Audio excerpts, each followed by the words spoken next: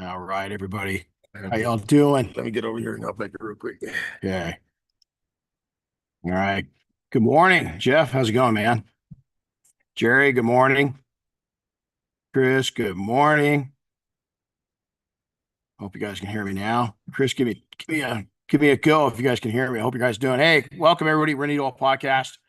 Here we are. Oscar's going to appear here in a second. We're doing some technical stuff, and we're still getting used to doing the podcast again, but it's okay. We just taken we want to help one person at a time, and that's our goal. And so that's what it is. That's what it is. So got it. Good. Right on. I got good audio. So look who just showed up. Morning. How you guys doing? So we want to take it once again. We want to thank Pianist and Dynabrade. It wouldn't happen without them, and we just really appreciate their support. Appreciate all your guys' support and everybody that's on across all the platforms. It's kind of weird being back because we took almost a 1 year hiatus, almost a year to the exactly, and coming back. So we're still getting new stuff. We got some new technical stuff that we're going to bring back into it. But it's what are you doing? Technical. Technical. He's sitting here screwing with it. You're checking out the Facebook, see if we're live over on Yeah, I Facebook. gotta make sure everything's There up we and go. running. So Good. page over there is going. So anyway, hey, let's jump into this. So we just wanted to take and thank all of you for being here. It's it's a little bit of work to get this going. But God, it's so worth it. After the last podcast, I heard from several people, and I just love hearing that. It just makes my day. Because it's just that's what it's all about. Is just taking in and getting you guys feeding you a little bit and feeding us, right? So what do you think? It's good. Let's get it going. I'm Sounds excited for good. this one. It's a good one. This is, and so let's talk about shallow buying and why this is real. It's horrible, and you can't have a shallow buying anything. And here's what I'll tell you is that is everything we do in business and life is all muscle memory. It's all setting habits, setting triggers to make you do good things, setting triggers to make you bad things. A modern day term that we came up with yesterday is full send or don't bother. Yeah. Well, son. And so, I know a lot of people really do think that they're 100% into it, but are you? So we're going to kind of go over that right now today and just kind of run you through some different things and we'll see what you think. So let's talk about this. Let's talk about we live in a kind of an era of it's pretty easy to make things happen. Everybody wants it easy, and then when it kind of gets a little tough, people quit. And then also, I think we've seen it across society. It's not just small businesses. It's kind of everything. Is that we've gotten a little soft. Is that the last really the last 10, 15 years in business hasn't been difficult. It's been pretty simple to make things happen and to make things happen in a big way. And a lot of this is that, social media changed everything. COVID changed a lot. COVID changed a lot. Really, detailing became on the scene then, and it became such a, I don't want to call it a household thing, but kind of a household thing, right? Yeah, everyone was jumping to it. Everybody was doing it. They thought it was easy. And then on the do-it-yourself side, everybody started wrenching on their cars again. Is that it's hard for us to go out and work on modern day cars, but you can get a polisher going or get some interior cleaner and conditioners and go at it and kind of do a pretty good job. The amount of good products and equipment out there has just completely changed the game. And now you've got people that are pro amateurs out there that are doing pretty dang good work. And so that's kind of hard to beat. So the other thing that's really happening is that I think that the bucket brigade, the people of the past that would jump into this industry because it's a low, it's a low startup. You can jump in, you can buy a mitt, a bucket, some soap, and call yourself a detailer. And I think that's why we see such a massive failure rate. And we're going to talk about some numbers nationally across the board with detail, with other industries, not just detailing, but all industries. But detailing, I think, is even worse. These numbers are going to be a lot worse in our industry because of that low entry startup fee that most people get into. And I'm one of those. In both cases, I had two startups in detailing. One as a kid, and one as a grown, ready to go entrepreneur. And The first one was by accident. It was a way to make a few bucks, right? Not a lot of bucks. No, not a lot of bucks. And then the other option was when I came back into this full time. Again, I came back into detailing. I've said this several times. It's a survival mode. Is Diane and I had taken and invested in a company, and things didn't go too well, and we took and yeah, I'll just leave it at that. And so we got back into detailing. I said, hey man, I'm good at it. Let me do some planes. I was talking to a friend of mine that flew, Dave Morris. If you're listening, thank you. To this day, I always thank him because on Thanksgiving Day, we're at his house. We were in a pretty tight situation, and I said something about cleaning and detailing airplanes because we live in an area there's a lot of jets, right? A lot of private aircraft, and so Dave said, do you know what I do for a living? And I knew he flew, but I didn't know he flew professionally, and I didn't know who he flew for. And so the next night I was down cleaning his aircraft, and it started out as just a way to have me get to the next step because I thought I'd kind of outgrown detailing. I wasn't really going to go back into it. I'd been in the film industry, doing window tint, and I love that. I love cars. And then when I started back in as detailing, it's like a lot of people, I kind of got hooked on it. Yeah. It's addicting after a while. And so let's jump into this real quick, is why you've got to be fully into this. And what I mean by that is that you've got to be committed, and you got to be committed to the long haul without being silly. And what I mean by that is we're going to get into your freshman year here in a second, and a lot of people are going to take and cross their eyes. But we're in a slower economy right now. Things are a little tighter than what they've been, but it's still not a bad economy. Things are still going. People are still spending money. But let's talk about this. 80% of first-year businesses survive, but 3 to 5 years later, 50% are gone. And then at the 10-year mark you're looking at a staggering, there's probably 80% of the businesses are gone. I think when you said earlier about the detailers, it's a little bit lower than this. I see this a lot in my community here in Southern California. They pop up and they go full in less than a year, they're selling all their stuff already. Right. So it's pretty interesting how these numbers play out in the detailing industry. And so, I'm going to kind of get into this, is that, we've gotten to the point where we rely on social media a lot. And social media is a great part. Let me tell you, it's valuable. Making a post right now about the party. We're constantly doing it, but it's also the easy way. And it's what I call it's easy street. And that's why that easy street's a busy highway. Everybody's on social media. So I always tell people, put yourself where other businesses aren't, other like business, whatever industry you're in, is put yourself with where those individuals aren't. And most individuals aren't out in their community. Chamber. Yep. Chamber. You're looking at the chamber. Look at Rotary Club. BNI. Yep. All the Lions Club. All of them. I mean, some of you guys, oh man, it's for old people. Who's your client? Old people got money. Yep. Who's your client? Who's got the disposable cash? The other thing is that to that defense is that if you're a young person and you're going to go to one of those group meetings, is you're going to stand out like a sore thumb. And if you know how to conduct yourself, is that you're going to really stand out. And guess what those people are going to do? They're going to build you up. One of the things I always tell you too, we're kind of getting ahead of ourselves on leadership.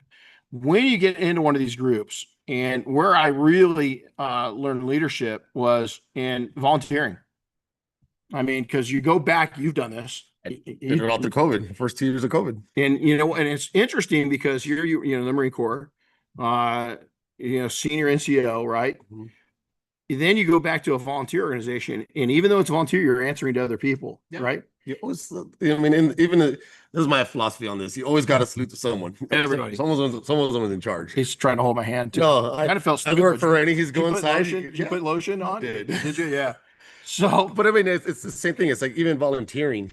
It was, I showed up as a volunteer and then kind of slowly worked my way up to then I was running the whole operations for the county. Yeah. But that took time. It took a year and a half. Yeah. No, it does. And so, the same thing and we're getting ahead, but I like that, is I got involved in search and rescue at a really young age. Right. And,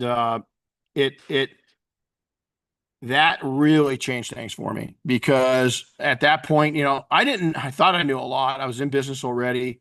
I was kind of a hot shot, right? I was an outdoorsman. Man, I got on that search and rescue team, and I didn't know jack.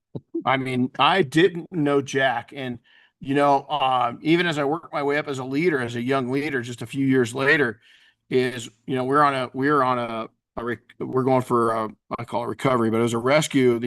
Basically we had rains kind of like we had yesterday here. Power went out. It was kind of a nightmare day, but these guys kicked butt in the shop in the dark. It was unreal.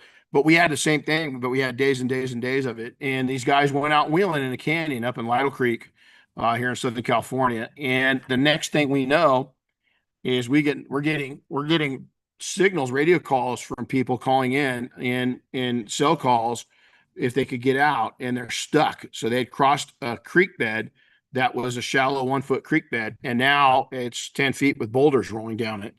And so, I'm sitting here as a young commander, senior on scene. I'm 20 nothing years old, and I come up with a plan. And one of the senior guys shows up, thank God. And I went over to him and I said, I have a feeling my plan's a bad idea. Run me through what you would do. And I didn't even have to tell him what I was going to do. As soon as he told me what he would do, I said, so here I was, technically I was his commander, but You were in charge. yeah, I was, but I didn't have the knowledge base to know what the heck I was doing. That's what, with you in the military, that's why you're there for the officers. I Direct them through. I had this conversation with Sergio out of a Rancho Cucamonga down there, Prime Detailing. He called me last week and he was talking about backwards planning. He goes, "Hey, what book is this? Where do you have a book?" I was like, it's life. Yeah, it's life. And we started talking about that. And the same exact scenarios that I told him as he was preparing to go in to do a speech. So he wanted to get it right. And he's practicing with me. And I told him, I said, look, sometimes it's better to lay out your plan and then ask everyone around you what the plan should be. Right. Because you never know who's got a good idea, a bad idea. Right.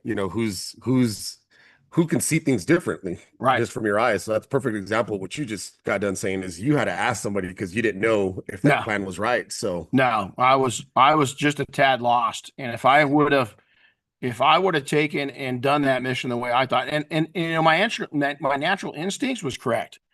I figured out but I didn't have enough experience in life, man. We're bringing 3 people over, and this is the thing. I just become a reserve deputy. And for this instance, this is one of them. But we got these people across. We figured it out. We got it across. And long story short, kind of cool story.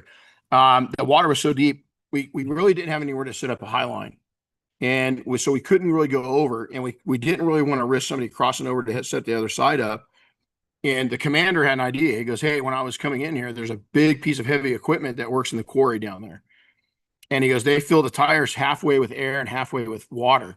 So when they have situations like this, when this creek rises, is they can go across it, and it's so heavy with the water being in the bottom of the tires, it won't tip it over." And he says, "Let's put you in the basket." And I said, no. I'm the commander. And he goes, "You need this experience." You need to get in the basket. Yep. And he says, "You're going to get in the bucket, and you're going to ride across with 2 other guys. You're going to get them secured. You're going to get them in the bucket, and then you're all going to ride across, together." And I was like, it's called leading from the front. I like it. Yeah, it was. And so, it was pretty cool because we had to come up with a contingency plan because coming back across, the water had risen a lot. And this thing's starting to move a little bit. And we're like, okay, we all had life preservers on. So I had the sense to tell them we're moving, get a pick out line down below us, and then have a kind of like on an aircraft carrier. And that's exactly what I was thinking of is, hey, set up a line, get a cross line going, and then get some people with ropes going down below us, and then have a secondary one about 100 yards down in case we get swept down because this thing might tip. And so being in that bucket, if I had not gotten that experience and got in there, as he suggested, I would have never known what to expect. Right then in the learning stage, life and death, is that I learned a lot. But I was humble enough to go to somebody else that was a lot older than me and that really knew it for some coaching and mentoring. And thank God I did. Now, the funny side to this story is we got him across, and one guy, he's griping about because his truck's going to get swallowed up with water.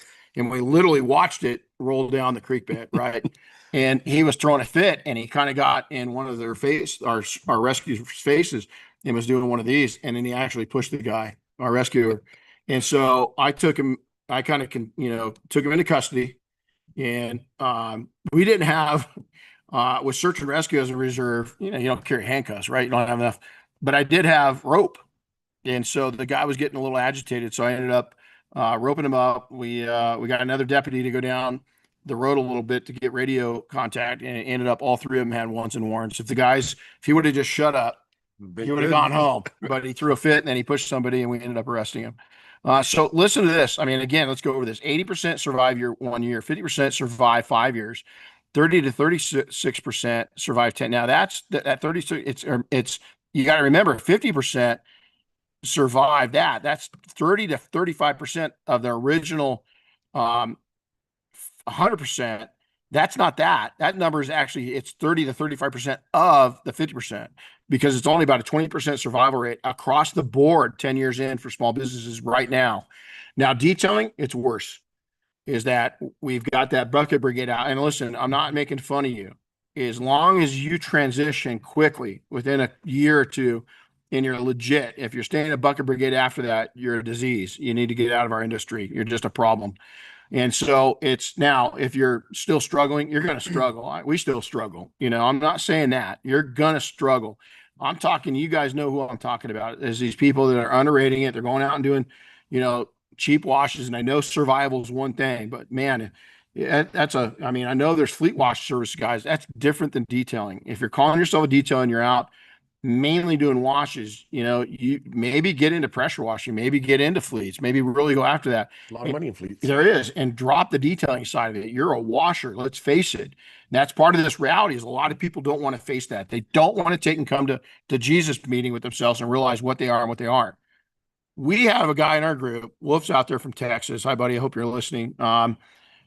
He was into detailing, and he started, Texas, and where he lives, they've got a lot of humidity. So everything's got growth, right? So somebody asked him to pressure wash their driveway, and he did. Well, then he got like 9, I'm not kidding you, like 9 or 10 other jobs out of that neighborhood of just pressure washing driveway. Well, now he still does detailing, but that's 10 or 15% of his business. Pressure washing, he's making a buttload and doing really well off of pressure washing. Renzo. Yeah, look at him. Headlights, just headlights.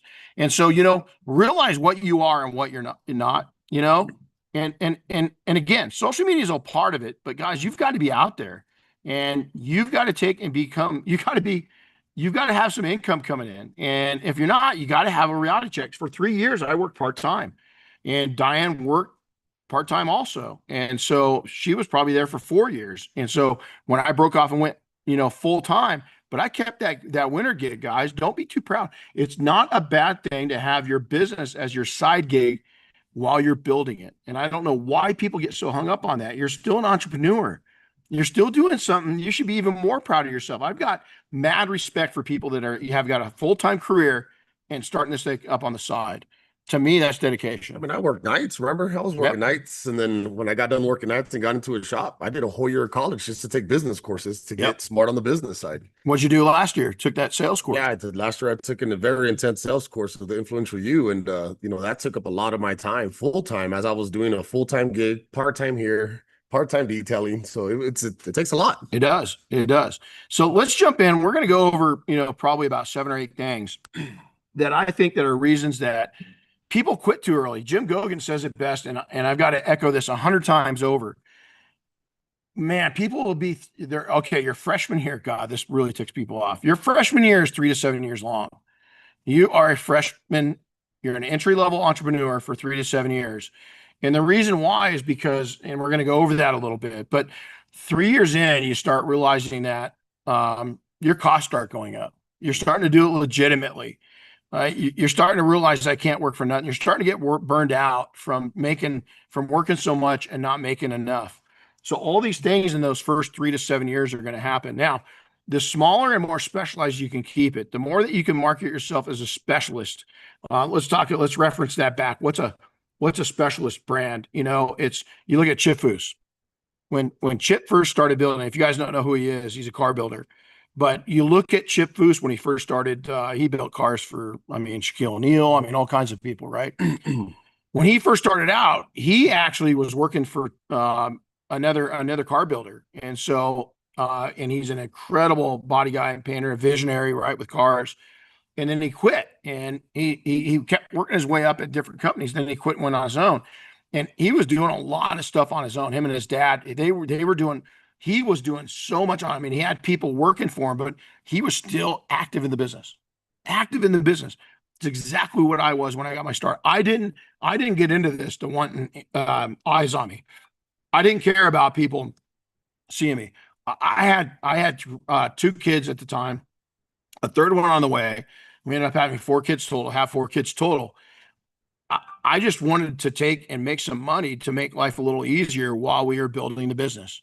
And then as we got more and more successful, and we moved from mobile into our first shop and then our second, I mean, it increased and increased and increased. And sooner or later, I went from being a craftsman and working in my business to working on my business. And I'm not saying that's even right. I look at some friends of mine that, run shops, and, I look at Doug Parfait. We always talk about Doug, but he's the one that comes to it. He's by himself. He makes a solid income. He makes what he needs. He knows what he needs. He's okay making just what he needs.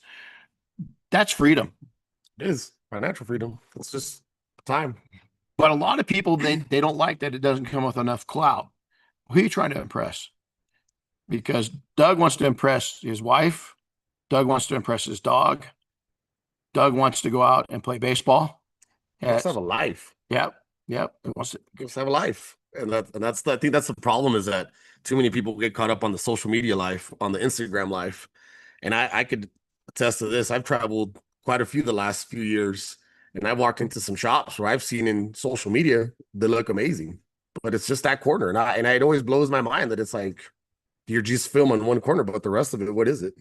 It's just a flaw for social media. And I see it a lot, way too many times. Everyone's trying to compete on social media. He's got this, I got that. Everyone's a public figure. Everyone's an influencer. Just be a good person, a business owner. That's it. A good husband. I'll tell you, and you look at even my own ride. I've been brutally honest, is while I wasn't looking for what ended up happening in my career, and I had all these great relationships with big companies and still do, wasn't looking for that. They found me. They came after me. And if I had to go back and do it again, I mean, it's been a blessed life, but I think I would go more Doug's route. I think I would have been a better husband, father, better to myself. I would have loved myself more. If I would have just stayed small and paid the bills and skied and rode my mountain bike and was out and volunteering with search and rescue and, and just kind of kept that thing going, It was good. I mean, I remember before I got into all that myself, I a lot of credit to Joab and Justin. They got me out of this 7 days a week, working till midnight, and, me always posting on social media. And I was that guy. And they got me doing, 3-4 day weeks. And then I was going to Mexico to my mom's ranch. Every other weekend I was taking 4-day weekends. Every other weekend was a 4-day weekend for me. That's it. And then I got out of that to work. Yeah. Well, 7 days a week again. Yeah. But it's going back to that. It's a learning curve. We don't even have on here is that you're going to take and you can do a couple different things. You can build a lifestyle business, and you can be big and have a lifestyle business, but it's not easy. It's not. A lot of people think, oh man, they see our lives. They see, I've been able to, I'm blessed, right? You don't see the backside of it. You don't see the stress. You don't see the division. You don't see the, I've gotten better at handling it all. In the early days, I wasn't. I mean, I remember coming to, Harry and Bobby and a couple of the other mafia guys, and the group had gotten so big, even bigger than it was what it is now. We just got too big. We don't want to be big. We want to be good. And I just said, guys, I mean, I ran a crew of 30. I don't know how to run 200, 250 people. I just don't. You guys do. I need a board. I need help. I need guidance. I gave up that leadership, and I still to this day, they'll come to me for input, but I don't lead the group. The group now leads itself with its leadership, and they'll come to me for input and questions and so forth. But that's about it. That's about it.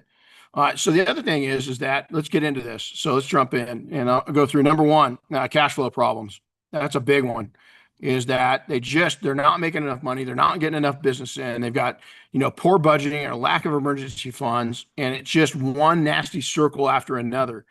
And you get yourself into that, and they don't know how to market themselves out of it. They're trying to advertise their way out of it. And then By spending more money. And that they really don't have. And then it's look at social media is a great advertising opportunity if you know what you're doing. And you could even have, some paid advertising and spend $50 a month and have some pretty amazing outcome. If your advertising, if your marketing is right, if your messaging is what the market wants to hear. A lot of people say, well, I tried that, it didn't work. Well, did it not work, or did you not work it? Because I think that the right message will actually work real well. And we're big into that. We have to do that constantly. And I think the last thing on the cash flow is, you guys trying to keep up with everybody else. Be budget, be a budget detailer. You can do a lot of stuff without having all the fancy tools. It may take you a little bit longer, man, boy. But I didn't buy my first steamer until like 3 years. Like I won't say my most expensive steamer. I was buying the cheap ones, and they kept breaking. 45 minutes to heat up, but it got me through those times where I was still offering that steam detailing. But once I got that steamer, I remember I marketed for 30 days of nothing but interiors until I paid it off and made my money. There you go.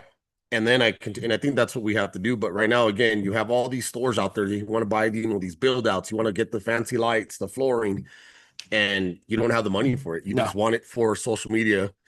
Start slow, guys. And I did this. I was a budget detailer in this group. I remember people used to make fun of me because I think I went 3 years without buying something new for my shop. I never had anything new in my shop. The first new thing I bought was some wall lockers. Wow. And it was 3 years into my business that I bought something new for myself, because that's when I felt that I could afford it. No, I was kind of I was progressive in the fact that if it was going to help us, if it was going to save time, then you could do it. I could buy it. But if it wasn't going to put money in our pocket, I wasn't going to do it. And then I started expanding on, okay, is it going to increase our effectiveness? And then is it going to increase the outcome? But you had a plan. I had a plan. There's a lot of stuff, a lot of detailers out here, they just go out and they buy it just to have it, and then they don't use it. So we're going to go right into planning down here. Number 4, number 2 is there's real no marketing understanding. They really, they launched the product. They launched, it's what do they say? Launch the jets, get the pilots, is they launch everything. That's a whole nother podcast. Yeah, they launch everything, and then they remembered, oh shit, the pilot's not in the plane. The plane just went up by itself. And so you've got to really have an understanding of what it is. And I think that we're giggling because we understand that exactly, because we've been there, done that, and we've watched it with people do it, right?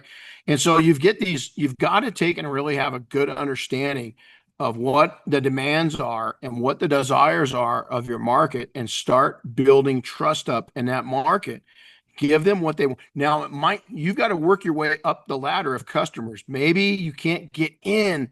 You don't have an in to the high-end customers. That's why you want to get involved, not just in social media, but you got to put boots on the ground. You've got to get involved in your community. And I think another thing with this is when you're first starting out detailing, and you see everybody doing the paint corrections, the PPF, the ceramic coatings, and then you go and you book a job and you don't have any of the tools to do it, and you're scrounging or asking people to come and help you do this stuff. So you're booking stuff and you don't even understand what you're doing. No. I see that a lot these days. And you have no clue what you're making. Yeah, and you don't know what you're making. I mean, I've had conversations with detailers across the country where it's just, when traveling's like, oh, what do you charge for this? So I got this scheduled on Tuesday, but here I am taking a class, a one-day class on Saturday, and I already got what I'm learning on Saturday. I got it scheduled, and it's like you're just getting way ahead of yourself. Right. So understanding your market, understanding what you're like Rennie said, what you're launching in your services, and that you can handle that, and that you know how to charge for that. That's what's going to make you profitable. Well, it's like, in the Mafia, we've got each other. We got a vetted group, a known factor. Everybody's gone through this. Now, are they all equal? Well, yeah, they're all equal, but they're all at different platforms in life, and that's what's nice, because if you don't have that, and I know there's a lot of different groups, on Facebook and stuff, man. I mean, I backed out because the misdirection, of some of this. So, there's a couple of them that are really, really good, right? There's a couple of them that are good.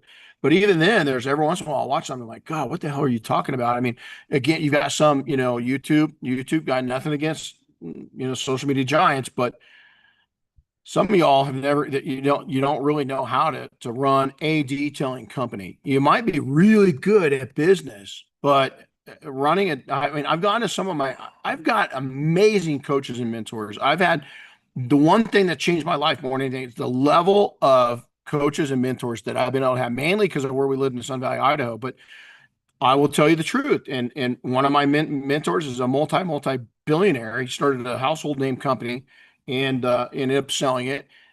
He'll be the first to tell me. We get in arguments. Hey man, I'll be sitting. He's a big dude, right? And he's half Italian and Irish too, so we both got tempers. And he'd be saying, "Listen, you little son of a bitch, you know you got." I mean, he would be taking the gloves off. He's like, "Look, who's the billionaire here?" And I was like, "Dude, you don't know nothing about blue collar business." And I said, "You got to tone that down. I am not at your level. I don't have those funds." And he's like, "Yeah, that makes sense." And so then he'd work it back out, thinking like a broke person. Does that make sense? Sometimes you have to, sometimes you have to put yourself in different positions to see things different ways. You know what was cool with him is he was broke at one time. Yeah. You know what I'm saying? Everyone's broke at one time. Yeah, he was broke. And so when he got it down to where I told him, listen, man, you need to look at it from blue collar, is that we just don't have the assets and the manpower to do what you're talking about. And then when he would go back to his broke days, all of a sudden he'd come up with a plan. Hey, I got something. Okay, share it to me. I was like, oh, damn. He is brilliant, But you know what? On the opposite side of that, I ran into someone in Mexico this last trip that I took last month who had all the money and had the shop and had the build out. But you know what he didn't have? Talent. Yep. He didn't have the pilots. He had everything to go for a business. We walked into the shop. Boom, Beautiful. boom, boom. Everything was done. I mean, he no had pilots. Everything. He had no refueling floors. No, he had no, nothing. Polishers. He had the best of everything. Had no one to run it. Wow. Had no one to operate it. So here's a guy that should have done it like our buddy Doug. Build a lifestyle business. Yeah. Gone after high-end work. I got a really good friend of mine over in Europe. The guy didn't have a website. He doesn't have any social media. And I guarantee you he's the wealthiest detailer in the world and nobody knows him. You know who knows him? His clients. Now we've met, I always say it's 20 years ago. It's probably about 25, closer to 30 years ago that we met.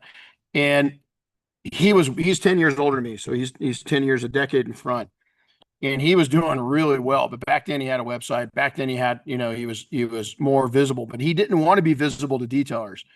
And so what he ended up doing is every new client he got, he would work it to where he got introduced to their friends. And so when I was at his location, my last trip to Europe, I went and saw him. My God, you wouldn't believe what's in his shop. And it's, I won't say a whole lot. It's him and one other person. That's it. And he's got it figured out because he built up trust over time. It took him, 20 years is when he got, we were just talking about this. And I was talking to a couple other people in our group that are very, independently wealthy. They're set for life, right? They've done right. They've invested. They've done all these different things. And we're talking about it. And this is spooky. Now, some people will do it sooner, but I still say, you talk to a guy like Justin Lobato, I want to talk to him. We've been together now for 10 years. I want to talk to him in another 10. And I guarantee you, he's comfortable now, but he's working his ass off to be comfortable, right? He's busy, but he's got a great life. I want to talk to him in another 10 years. And I bet that's when he says, okay, it went into hyper, like no fuel being burnt to glide at hyperspeed. I'm laughing and smiling because I found a picture yesterday of those two probably 10 years ago. Right? Yeah, 10 years ago. It was. Yeah. 10 years ago. If you guys can see this. Right. We have to post that. We'll have to post it on social media. I posted it on our group, on the Detail Mafia group. Yeah. I already got a kick out of it, but unreal. It's funny you say that because it made me think of that picture. Yes, next is passion without any marketing. There's no research. You just go in and you start, you match the prices of your competitors, thinking that, or you go, you know what, I'm going to be a little cheaper than everybody else in my market. That is a race to the bottom. That's a race to being broke. Is you can't do that. Sell your quality, sell yourself. Are you cheap? If you're cheap, you shouldn't be into it. Oh, what just disappeared for a second. Yeah. And then finally is look at every single business out there. Look at it. Look at the ones that have got outstanding service, outstanding connection, and a cult following like crazy. Why? It's connection. It's trust. They've built relationships. That's what you want over the long haul. Most people in this industry take and look at things for the short haul. The ones that are really getting it done, the people that are going in. When I go to Mobile Tech, I go to SEMA and I see buddies that I've been seeing there for 20 years, is that they had the long haul. They weren't looking to be known except for in their market. And then some of them have gone on and been Justin Labato. He's known in his market.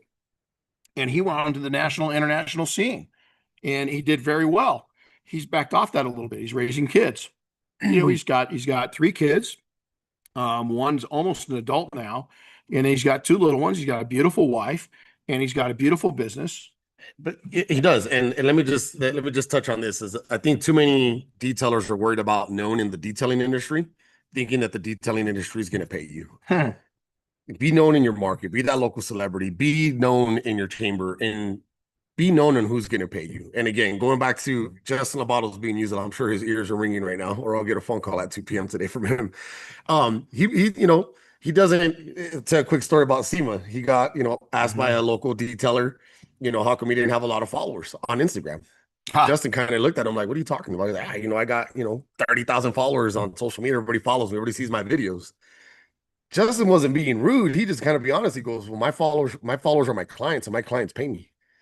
How many of those 13 or those 30,000 followers that you have are actually your clients?" Absolutely. And if the guy's making a buck off of every single one of those followers, he's great, but it's even 50 cents. But if he's not, I mean, you gotta look at that. Yeah. So I mean, it's those things. It's just if you're trying to be someone in your community that's known for doing good things, giving back, and just providing a good service, being overall a good human in your community, and I guarantee you're going to be successful in business. Yep. It's not about being known in this industry or working at this booth or working at that booth or hanging out with these people or hanging out with that people. Those people ain't paying you. We've seen people right now that started chasing that 10, 12, 14 years ago that are still not really in much of a different place than they were back then. I got called out a few times already. Talking about, I've been in this industry for 25 years. I should be doing what you're doing instead of why aren't you? Yeah, exactly it. It's not all fun and games. It's not all, all fun when you get to that point. Trust me, guys, it's not all fun and games. No. So, I mean, I always tell people, I always want to go back to see him as a detailer. Just as a detailer. Right. Throw on an 805 detail shirt. Never going to happen. And just go back. Never going to happen. I miss it. Those days are gone. Those days are gone. They're gone. So hey, let's talk about pricing. That's another big one. Pricing and profitability issues is pricing lows to compete. It's not sustainable. You're just not going to do it. Pricing too high without proving that your value and building that trust up is that I think that there's some of these coatings and corrections, right? Big market, and it's really changed things, and it's changing. It's softening. There's a lot more people into it. There's a lot more DIY based products that are hitting the market. There's a lot of reason it's softening.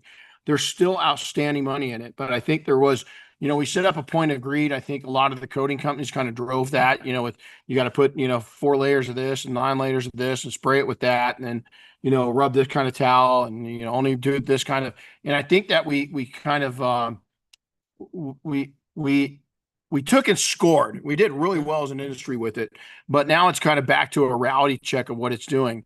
And so I think you've got to be careful with that. And then the inability to cover cost, is especially with rising expenses.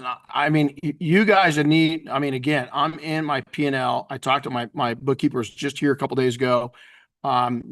You've got to take and a lot of people say, well, you can afford a good bookkeeper is not expensive. When you're a small company, it's having a good CPA and a really good bookkeeper is maybe you're good at that, or you've got maybe your spouse, your significant other is good at it. Your mom is, something like that.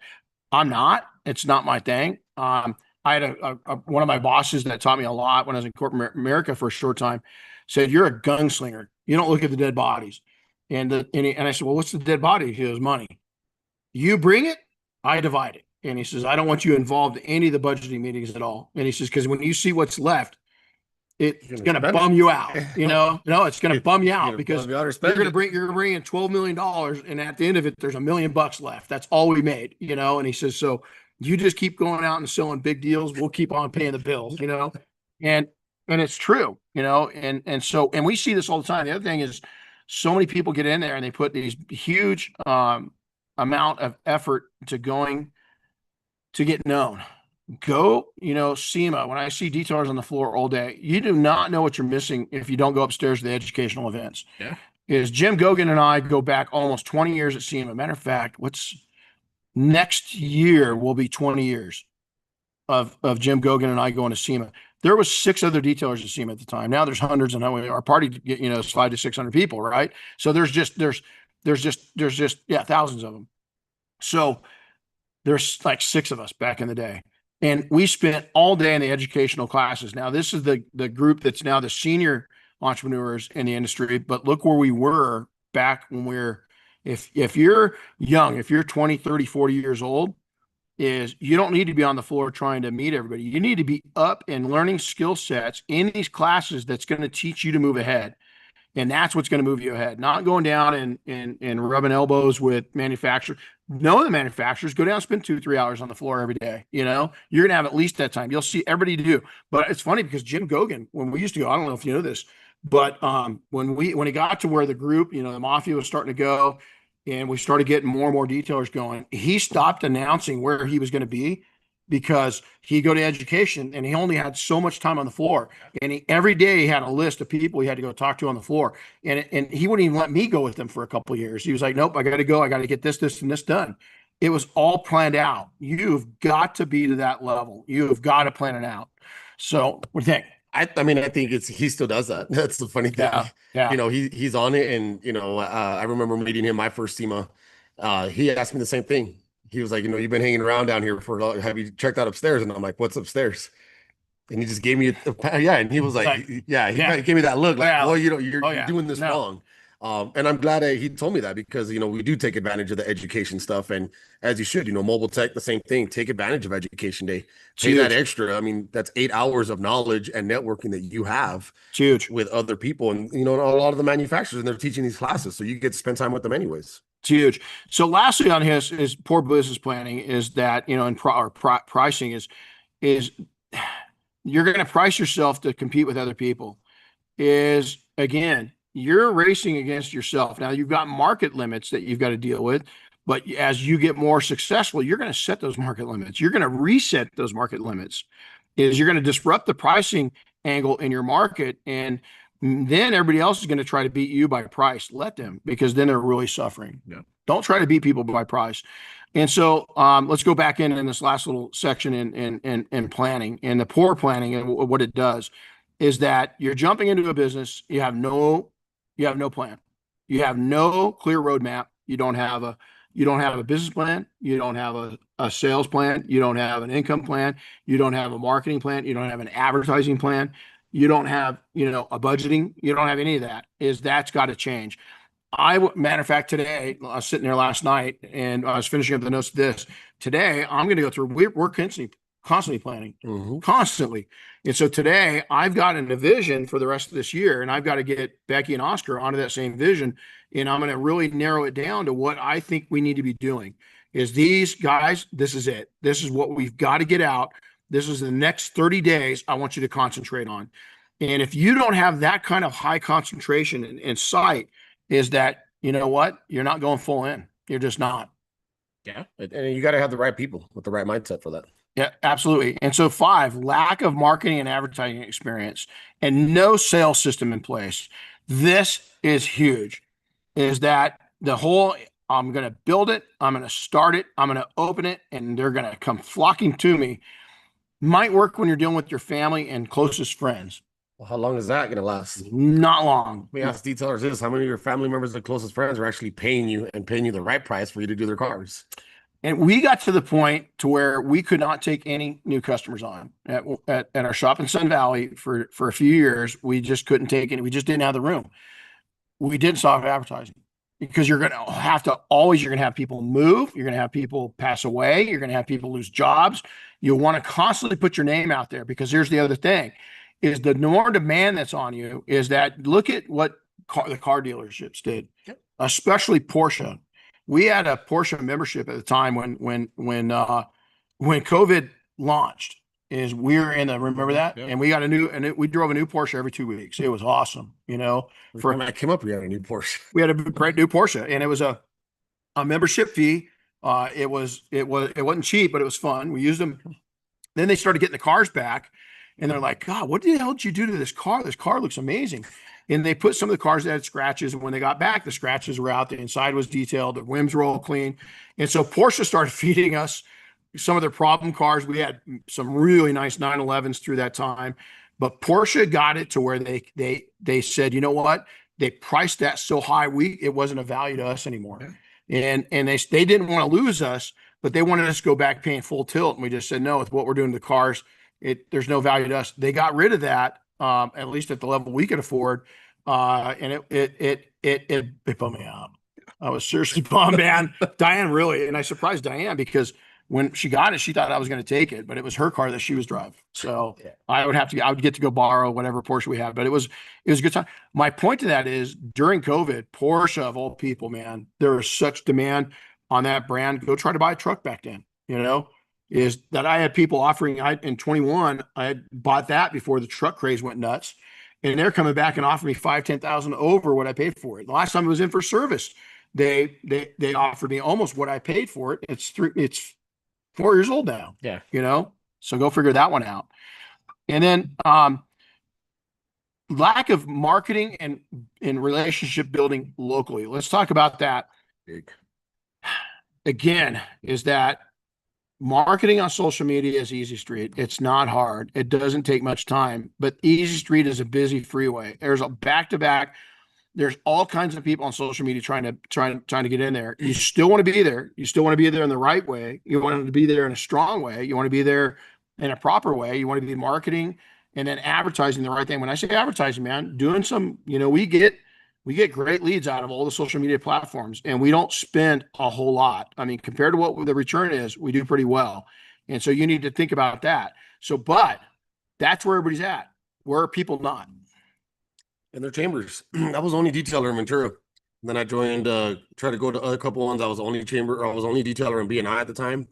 Definitely the only detailer in the Rotary Club at the time. I was doing it, and I was doing well in them, well enough to where I was being recognized from the leadership level with awards for business, for leadership, for Rookie of the Year.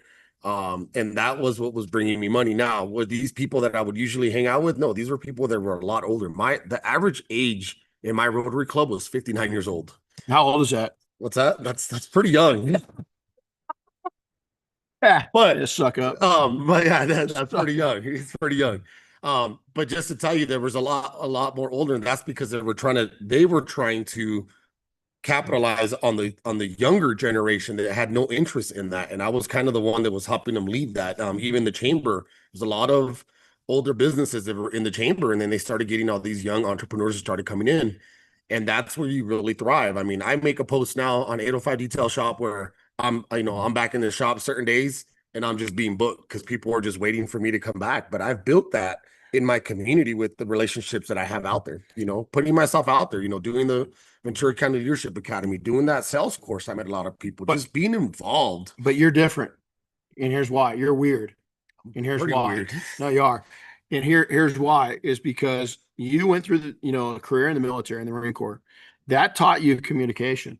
And a lot of people that in your age group don't know how to communicate. Toastmasters is big. I'm still afraid to walk into some Toastmasters because there's some pretty advanced ones up there that will eat you alive. They will. If you say, if you're tapping your hand, if you're doing this, if they're moving. They got a counter. They got people counting your stuff. But again, you have to get out there and do it. If you don't show up to a Toastmasters to learn how to communicate, communication is your sales. I always say a thing because I was in sales the last 3 years with manufacturers, and building relationships is key to making sales. Yeah. This whole thing of door-to-door knocking, hi, I'm so-and-so, this is what we have. We have 3 buildings. This is like that sales technique. You might as well go watch the founder and how they build McDonald's. Yeah. This day and age, you got to build relationships. How do you build a relationships? Communication. I only watch that 3 or 4 times a year still. There's several movies. We always talk about this, and that's one of them. It's one of them. But you learn a lot. But getting out there in your Toastmasters and learning how to communicate, it's what's going to make you or break you. And a lot of people, you can say you can spend all this money on social media. When I first started, I was honest with people. I didn't have money for marketing. I had to hit the pavement. I remember when I did my grand opening, called Rennie, and I was like, he goes, how did it go? He called me, how did it go? I said, it went great. except that I forgot to book cars for the whole week. So then I had to go to Target and just start passing out cards. Just hit the payment. I would walk around. I'd go to the gyms. Yep. I'd go to small businesses. And instead of knocking door to door, I would just walk in coffee shops and just make small talk with people. And that's how I got involved in my community. That's how I found out about Coffee Connections. That's how I found out about these different networking groups that you can get involved. And then you build a relationship with them. You start passing referrals.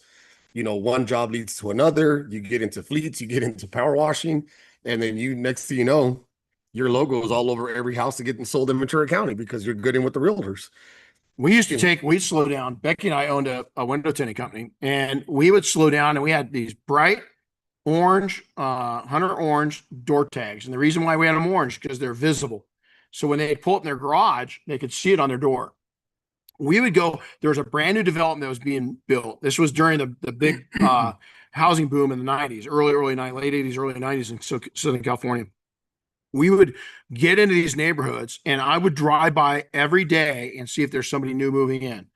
And the second they moved in, they got a door hanger. 70 is amazing. I still remember this. 78 houses. Okay, 78 houses. Do you remember, Becky? Do you remember how many of those houses out of 78 that we did the window coverings on or the window tinting? Yeah, over half. Almost 50 of those houses is we got all the window coverings. When we started out, I said I was a window tinter. Is that multiple streams of income? And it's the same way with your shop. Is when we owned a detailing company, that detailing company started up a transport company, right? Now that this company, we won't even go into what, we're kind of going back into right now. I just sat down at a meeting. I said with one of my financial advisors this last week and kind of planning out the future. So you're constantly planning. The next thing is that people don't understand is they don't understand sales cycles. They don't understand sales strategies. They don't have a strong sales system in place. They don't have a phone system in place. And when I phone system, I'm not talking about an answering system. I'm talking the way that you take and talk with people. Is they don't have a proven system in there. You've got to develop that. And they also don't have any kind of generalized how they're going to deal with sophisticated shops that may be in your area. If you're coming into this, or if you're a freshman year in between 1 and 7 years, is that you still got people that have been there a long time. Now, if you're really fortunate and blessed, and you started in a market that just didn't have any substance to it, meaning there's no really sophisticated shop, and you are the sophisticated shop. Well, guess what? Somebody's going to take aim at you, and you better keep working up that totem pole to the top. And if not, you're going to be in trouble. And so you've got to put all these different things in. You spent how many months did that sales course take you? 10 months of just sales. Yep. And it was pretty intense. It was three books we went over. Every other week was an hour and a half Zoom with them on top of homework and stuff that we had to turn in. Right. So, I mean, it was pretty intense. And I mean, that whole, it's just, that was the fundamentals of transactions. That taught me how to transact with people and how to communicate and understand the sales cycle. But it also brought in, your life and how all, your life, your mornings affect your sales, how it affects your business, what your routine is. If you have the discipline to get up and do something in the morning, I get up, go to the gym, come back, I'm in the shop, 7:30. And it's like, then you start your business, so they teach you a lot of, it's called the conditions of life, is what they talked about. So again, but that's something that I found to better myself. Just like when I had first started my business in my shop, I was done working nights because I had enough money saved up for a shop and about a year's rent. As soon as I got done with that, literally the following semester, I started school and I started taking, business legal, business marketing. I took math. I literally took I hated this class, QuickBooks and all that stuff. Like I had to take accounting 1 and accounting 2. So I got a bookkeeper now. But the reason I did it was not to go get a degree in business. It's to educate myself in business. Because I'm a big believer that anyone can learn how to detail a car, but can you run a business? And that's going to go into the next. It does. And you know what's really cool about that right there? You just hit on something that's magic. Is our junior college system in this country is amazing. We've got junior colleges all over, and you can, I went to 2, actually kind of 3, and I was a horrible student. I was horrible. Now, on the business side of things that really interested me is that like business math. I hated math, but I love business math, right? I love the marketing. I love the advertising classes I took. I hated algebra. I love business legal. Business legal was the hands down the best class I've ever taken in Unreal. life. You learn Business legal has taught me about contracts. Yep. And how I don't want to do them. Yes. You know, and so, you know, leadership, again, let's go back in that and team weaknesses. One person shows burnout quickly. You have got to be and why I say you got to be a leader among yourself, you've got to lead yourself to go enjoy life. You've got to Doug Parfait it. Yeah, that's kind of hard. That's gonna be in a Doug script one. Parfait. That's you know what? We got to do that. You gotta be on a We shirt. got to do that. You gotta Doug And Fit. here's why: is this guy has figured out the life he wants. What is wrong? I'm telling you right now, I've reached pretty good heights in this industry. I wish I would have done that. If I had, I'm not woulda, shoulda, coulda, right? But I'm doing it now. It's exactly what I'm doing now. 15 years ago, I did it. And then I came, you know, got heavily engaged with, I was engaged with other companies, but heavily engaged with PNS. And again, I don't know if I mentioned, thanks PNS for sponsoring this event, making it possible. Kind of great too. But you know, I got involved and I told Bob back then, 48 months, man, let's go hard. And it turned out it took a little longer than that, you know, took a little longer than years. And it wasn't because it was struggling. It was the dead opposite. We blew up and we just had to put a lot into it. And for a long time, about year 4 is we go to a new event where we didn't know a whole lot of people and Bob would introduce himself. And I'd say, I'm Randy Doyle. I'm the one that ruined Bob Phillips' life, is because he just went from, you know, busy to crazy business. But I didn't realize that I did too, is that, you know, I went nuts. And so did I ruin our lives? No, we made it pretty sweet, right? You made it good. You made it good for a lot of people. Yeah. So it's, and continue to, you know, I've got 500 and, you know, 515. That's I think I've changed it. I've realized that I wasn't going to make my goal. So and I was too young to give that up. So, you know, I want to make 500 millionaires, you know, in the next 15 years. And it's not going to be by hard work on my part. It's going to be by giving out information like we are right now, but at a higher level, you know, and that's what we're into. Lack of leadership skills. Go in, volunteer for we already talked about this, volunteer for a nonprofit of some sort, learn to be a follower. And then by being a good follower, you'll be a good leader, and then be willing to jump back into a leadership and followership, back and forth. There's times these guys yesterday were cleaning out our storage container. Becky walks in and she goes, "Do you want us to bring everything in here that we want to throw away?" I said, "No, throw it away." They're going to use their best judgment. And if they throw something waiting valuable, it wasn't so valuable. If it's out in storage, it's not that valuable. You know, if I haven't seen it in 10 years, it's not that valuable stuff. There's some. I was looking at some stuff. I pulled out an old train set and I was like, "This is heavy and it looks expensive." Yeah, I was aside. I was a train. The last gift my dad gave me before poof, he kind of went away. And so now external factors, number 7, economic downturns, local competition, supply chain issues, unexpected regulations. We've had people go in and get shut down because zoning issues at their shop, you know, huge. And so what are you going to do when we have not had a significant environmental impact in a long time. There's a whole generation, I would say at least a dozen years, that don't know what it is to hit a downturn. Now, you might be struggling because you're young in business. That's not the same. Yeah. Now add that to a downturn in the economy and see what that does. And so you've got to be ready for that. You've got to have really good mentors, coaches, trainers around you that can take and help you through those, and then spot when you're going through. If you're spending every dime and you're living mouth to mouth and it slows down, you're not going to make it. Go get a job before. If you start eating, the first time I took out a savings was an indication to me. And I did this even when COVID happened. Here we are, we're senior, and Diane starts laughing when I said, I wonder how long this is going to last, and wonder what I can go do to make some money. Do I get a job? She's like, "What?" She goes, "Calm down, you know." But you know, it's that poor kid attitude that I grew up with, that I'm not going to let things go too far, you know. I know exactly what you mean. Yeah. So, you know, what are some, you know, what are some of the big, we're going to do 3 takeaways real quick, is that, you know, a business without a plan is this is quotes. A business without a plan is a business already planning to fail. I love that. If you fail to plan, you're planning to fail. Benjamin Franklin said that one. And then this last one's from Winston Churchill, and this is big. I'm going to let you read that one. This is a cool one. I want to listen to this. Success is not final. Failure is not fatal. It is the courage to continue that counts. right there. And hearing somebody else read it, let me tell you, is that success can end at any time. You might think you're on top, but there's a reason I keep fighting. There's a reason like other people in other industries keep fighting. They keep going. Some of the wealthiest people in the world, are not going to stop. You're not going to take and see Warren Buffett stop promoting his businesses. Not going to happen. Yeah. I saw a short on him just the other day in the news where he's got a little cafe he goes and has breakfast with, and he's got one of his buddies there. I can't remember who it was, another gazillionaire, and they're talking shop and they're talking about collaboration. And I'm like, this guy's 90 something years old and he's still talking about collaboration. Yeah. I mean, how powerful is that? People look at me and they're like, hey dude, you're old, man.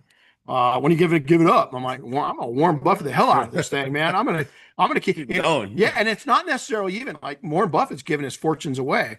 That ain't gonna happen because I don't have that kind of fortunes. But we are building up. You guys are going to see a lot of things happen over the next 3 years, right?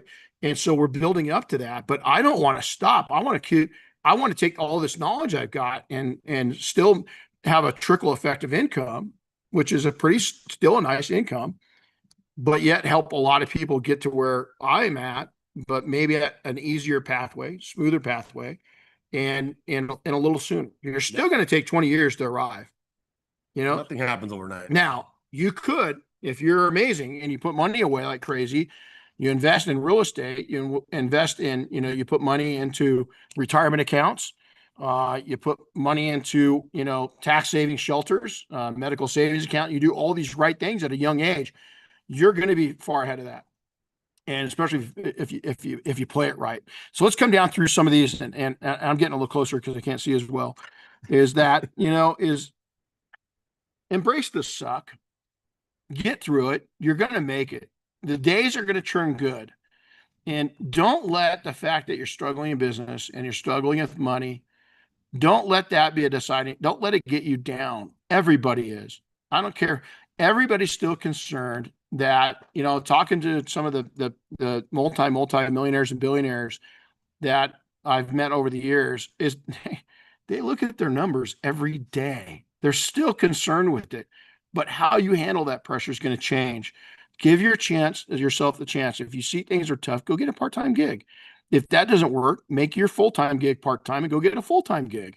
But just hold out. The days are going to get better. They're going to get better. Everyone's been there. Your novice year is 3 to 7 years. You're going to come out of those struggle years in 3 to 7. You really should come out of it in 3 to 5. But some people, it takes a little longer. If you're coming at this part-time, it could take you a little longer. But if you're part-time, you got a good job and you're marketing right, and you're putting money away, you could be the one at 3 years that comes out of your rookie season. So you just don't know.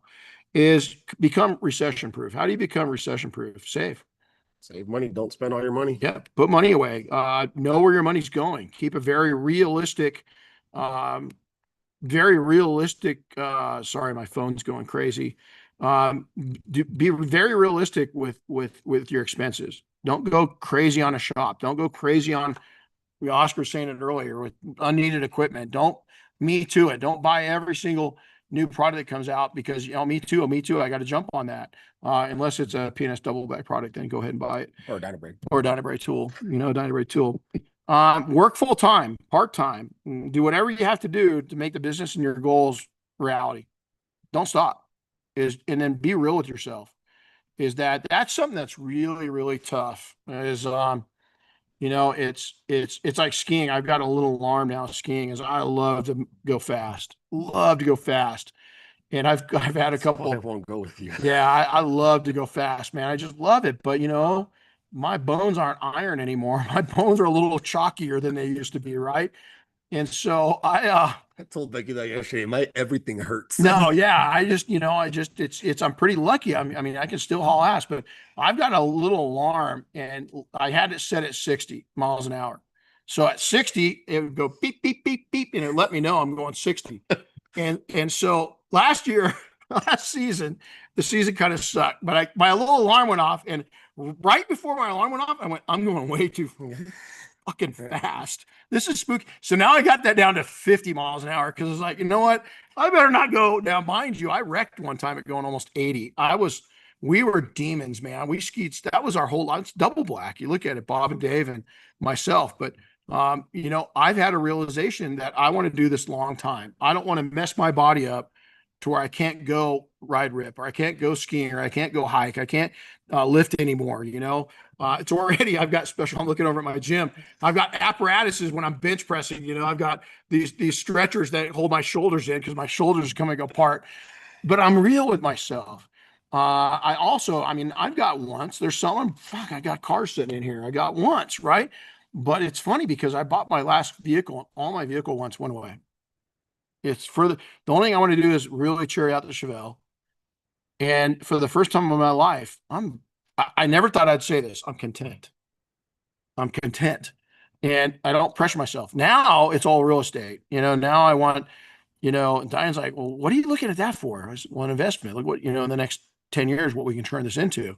And so it's kind of switch. I wish I would have done that a lot, you know, a lot younger. So being real with yourself, and then also don't sell yourself on bullshit. Stop. What do you mean, Randy? Yeah. Sell yourself on bullshit. Oh God.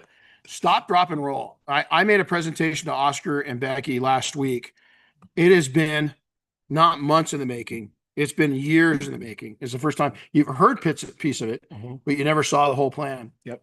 And did it change it? It did. It opened up a lot of, you know, what we got to go do. And so, and now today with, you know, our Got to get creative, got to get working. got to get creative, got to get working, and we've got to get connected. It's all about, you know, they're going to go on monthly road trips, right? And I'm going out. You know, we've done a lot of these one-offs. We've got one. Is it this weekend? When's our event down in Victorville? 27th. 27th. Oop, I'm way off. So at the end of the end of the month, but we're going down and we're doing an event that sold out in, you know, 48 hours. It was sold out. So we're doing a little paint correction class. You've got to get yourself out there. Still, even here, as I'm still putting myself out there. Be a student in all things. Is again falling back into a followership. Is that a lot of people don't. I mean, I look at everything I'm involved in. Like we went down and we did a display with the horses, right? And we did the history. We did at the Orange County here, the history of horses within the military and the different jobs they've been known to do, right? And it was really fun. And I didn't know it coming in there, but I was the MC. And so you've got, you know, you just hate that, Rennie? yeah. When you walk into a room and then you're the MC. Yeah, it's like hey, you're doing this. Or when you go to a training, I said, you got this. You're doing the whole thing. And so, you know, I it was kind of fun. I just wanted to get on my horse and just be that, right? Because that's why I love going to those things. I don't have to be anything else except for I just take orders. Yeah. Does that make sense? I just do what I got to do. And it's really fun now because of a recent change that I went through, and it's made it a lot funner. Your rookie year, just go through it. These are my personal, and you can put in anywhere you want. Be coachable. That's a really tough one for a lot of entrepreneurs. They don't like to be coached. I think that I see this more often on social media. Detailers, you know, you give them advice and then they lash out on social media and tell the world that, you know, someone's trying to help them and that they're trying to screw them over. You know, you didn't come in knowing all of this stuff. All of this is knowledge that we've learned. Specialized knowledge is what it's called. You've learned all of this, so you don't know it all. Just because you watch a couple videos, you go to a couple clinics, you go, you know, do a couple trainings. I still go to these things. I still learn off of this stuff. You know, when Randy's a teacher on the 5-day, I'm still paying attention. You know, I'm still paying attention. I pick up a book. You know, I read, I research a lot of stuff because that's part of being coachable. If I hear something that intrigues me, I go out there and I research it because I want to learn more about it. Yeah. And the biggest thing I think that in this day and age is I know it all. I saw, you know, I went to, you know, I saw this YouTube and now I'm doing it. And then I'm an influencer or I'm a public figure. And now I'm teaching stuff. And it's like, I've seen guys go to 1-days on a Saturday and then the following weekend they're teaching their own 1-days. Yeah. We saw that guy. He showed up with a certificate. He had one student in his class. I was sitting there as an instructor and I was like, that guy didn't know how to run a polisher a week ago. Yeah. But now he's teaching. So, I mean, the coachable stuff is, and it's not that we're hating on stuff like that. It's just, when someone's trying to help you, take it for that. They're not trying to hold you down. Now, there is people out there that will try to hold you down. Absolutely. But you got to be able to read through that. And again, don't feed yourself, you know, like Brandon said, the bullshit is, you know, you got to question a lot of these things. But if people want to help you out and they open up the doors to help you, take advantage of it. You know, give them a call, send them an email, reach out to them on social media if you need the help, because people are out there really just willing to help you out. They will. They will. But here's the caveat to that. You better know them, and you better know that they're real. and that they've done it. If they haven't been there, done that, and that's the thing, is that these influencers I see that have, become, some are really good. They put some really good information out, that they'll talk about business, and they've never built. Okay, if you want to be an influencer, they're probably not going to coach you on it, right? Because they don't want competition. They're good at that, but did they build a business up? Most of the time is when you're around them for a little bit of time, you'll realize they didn't. They really don't know what they're doing and that's why they probably went the direction they did. Is the only reason I was real careful. When I first got sponsored, it was by Shell Oil, Shell Aviation to be exact. And some artifacts in the container yesterday. Yeah, so we still got some of the books and stuff like that. Went all over the country with them. It was a wonderful opportunity. But I was really concerned. I just told them, hey, my main thing is my business. And they go, no, we don't want to interfere with this. And they offered me a retainer, and I'm like, holy, I almost fell over. And it allowed me to step outside, but they came to me, and still I said, here's the only, and even in my agreement with the ATG group, that now owns this wonderful, family of brands, including P&S, is that they know how important this training center is, not to just us, but to the brands that we represent, how important the industry is and how important the mafia is because that's changing lives, and they bought into that. And so that's what you want, is if you get more successful, people are going to come to you. Take advantage of those, but you got to be careful that it's not going to affect your life in a negative way, or it's not going to affect your business in a negative way. Because I am and I'll state this openly right now, I lost who I was for 10 years. I didn't know who I was. I just went to work. Diane bought my clothes for me. I look back at pictures and I was like, that looks. Who dressed me? Yeah. I was horrible. I mean, it was just horrible. And then I'm not kidding you. We had so many moving parts to our companies. It took another 5 years to get me out of that cloud. And so that's 15 years, dude, that I honestly look back and it changed. It didn't change who I was, but it changed it changed my heart. I live now, I'm living on, the 10-year-old me, I think, was the coolest person I've ever been. I think that person, all the way until I was probably 30. And, I had my caveats, and I had to learn through it, and I was a pain in the ass. And if you're an entrepreneur, especially if you're a young entrepreneur, you're a pain in the ass, is because, you're driven, you're young, you can't control your emotions. You can't control your mouth. You can't control, there's so many things that are out of your passion. The passion's on fire, right? It's like a self-imploding grenade that you've got inside you, and you can take and define that to where it's a self-licking ice cream cone. What do I mean by that? Is it takes care of the drips on its own. Yeah. It takes care of the drips on its own. Stop selling yourself on bullshit. Be a student of all things. And then the thing that you're a leader, you are a leader, but are you a good leader? Ask that. And are you leading your staff right? Are you a humble leader? Are you moving people ahead? Or are you keeping them back? I see all too common, and especially the smaller the business, the more this happens, is they restrict people from growth. They don't promote growth. They don't want to send them to training. They don't want to get them trained because they're afraid they're going to leave. They're going to leave. They're going to leave eventually, but it's all about how you treat them. I walked into shops, Jimmy Buffett, Northern California, Manteca. He's got a great employee out there that just knows everything. And I mean, he treats him well. And his name is Jimmy too. Jimmy stays there because that's Jimmy's home. Jimmy gets treated well there. Jimmy gets paid well. He went to leave. Yeah. He went to leave and he realized, I had it made. And Jimmy does great things up there. But it's all about treating your employees the right way. You can be a leader of one and just be a one-man shop, or you can have a team and lead them the right way. Yeah. Jim does the same thing. He's had the same. Brian's been with him for like 20 years. Right. Yeah. And Jim got to a point in his business, a number of years back, where you could give him, retirement funds, and he could do this and he could do that. And, it's been cool to watch Jim mature as an entrepreneur and grow and realize what he had to do to keep, good staff members. And there's a lot of role models out there. And then I'm going to say this is volunteer something. Go volunteer in your community for something that you're passionate about, and start taking over responsibility. First, prove yourself that you're going to be there. And then second, when they need help with stuff, start volunteering. And then lastly, they're gonna start coming to you to be in leadership positions. They're gonna recognize that you're getting better and better. Slowly work your way up through those ranks, because what that is an opportunity to practice at becoming a wonderful leader and learn what board structures are. You know, you can even do that with the IDA, you know, and get on a committee. And you know, it's funny because I was nominated to be on the board of directors for an organization, and they came back to me and they said, "You've never been on our committees. We'd like to see you on a committee." And I had to humble myself for a second and realize they don't know who I am, right? And so for me to go on a committee was, to me, kind of silly at first. And I was like, no, man, I got no proof in the pudding with them. I got to go prove myself. Yeah. It doesn't matter what I've got this long list of accolades, and, you know, is, so to say, I've got all these medals and hangies, and it's got, it's down to here and leaning over, on life. That doesn't matter. Is that we get a person in search and rescue on the search and rescue team, is they have all these life experiences and they expect to get into leadership right away. But the problem is they don't have any search and rescue experience. They might be the best hunter in the world. They might be a great fisherman. They might be a great mountaineer.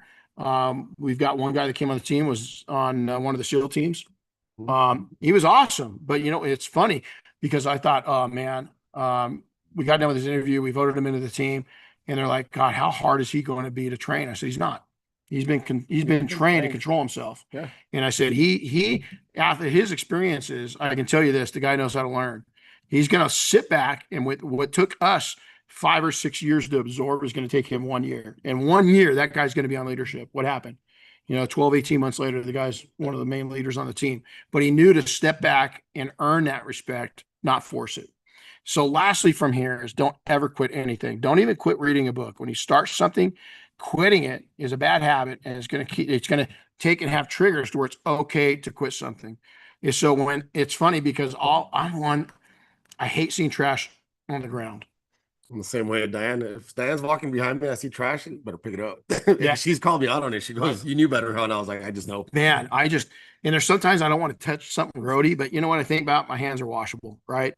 And so if I quit picking up garbage, I mean, if it looks real nasty, I'm not going to, right? But if I stop, I won't even let myself stop doing that.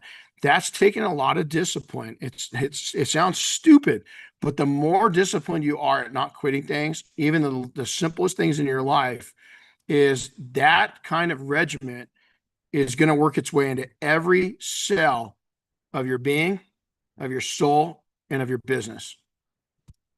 I agree. Can't even say anything. I can't even follow that up. No, I think it's don't good. Quit. Yeah. Just don't quit. Don't quit. Keep it going, guys.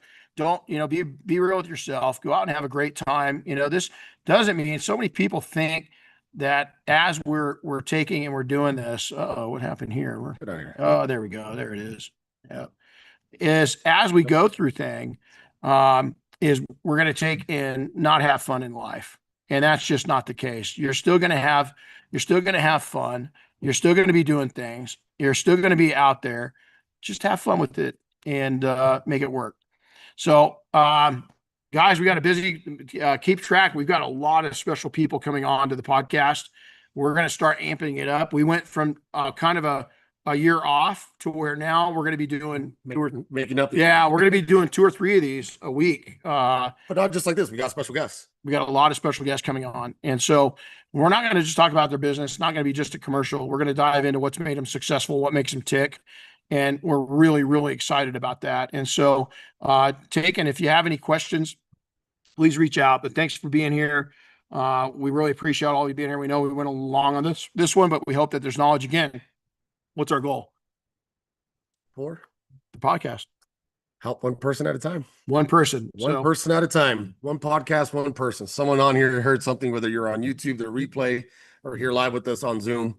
If you heard something or wanted to learn something about more, go ahead and reach out to us. Reach out to Becky, myself, or Rennie. That's it. We'll be able to help you out. So Oscar at detailingsuccess.com, Becky at detailingsuccess.com, Rennie at detailingsuccess.com. It all goes to us. So take care, guys. Have a great day. Thanks for staying, guys. See ya. Bye.